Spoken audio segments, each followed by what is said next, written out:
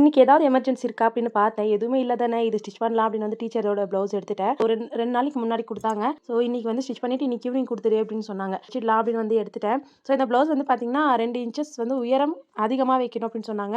கரெக்ட்டான அளவுல ஸ்டிச் பண்ணேன். ஸோ இதுல வந்து நெறைய ஆல்ட்ரேஷன் இருந்துச்சு ப்ளவுஸ்ல. சரி ஸ்டிச் பண்ணிடலாம் அப்படின்னு வந்து எடுத்துட்டேன். அதுக்கப்புறமா தான் தெரிஞ்சது என்னோட ஃப்ரெண்ட் வந்து பார்த்தீங்கன்னா ஒரு மேக்ஸி வந்து ஸ்டிச் பண்ணணும். அவங்க வந்து ஒரு 3 நாளைக்கு முன்னாடியே குடுத்துட்டாங்க. எமர்ஜென்சியாலாம் குடுக்கல. ஆனா எனக்கு தான் ஞாபகம் இருக்கல. அதுக்கப்புறமா சரி தச்சு முடிச்சிடலாம் அப்படின்னு இந்த 2 ப்ளவுஸும் ஸ்டிச் பண்ணிட்டு அதுக்கப்புறமே இந்த சாரி எடுத்துட்டேன். ஸோ சாரி வந்து என்கிட்ட தான் எடுத்தாங்க. ஸோ இந்த சாரிலேயே ஸ்டிச் பண்ணி குடுத்துரு அப்படின்னு சொன்னாங்க. நான் வந்து மேக்ஸி ஸ்டிச் பண்ணலாம் அப்படின்னு பார்த்தேன். ஆனா வந்து பார்த்தீங்கன்னா ஸ்டோன் ஒர்க் இருந்துச்சு.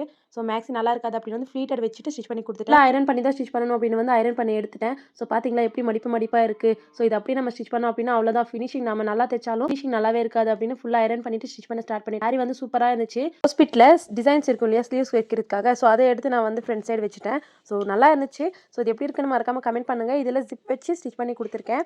ஸோ ஃபீடிங் மதருக்கு இது வந்து ஸ்டிச் பண்ணது எப்படி இருக்குன்னு மறக்காம கமெண்ட் பண்ணுங்க. Thank you.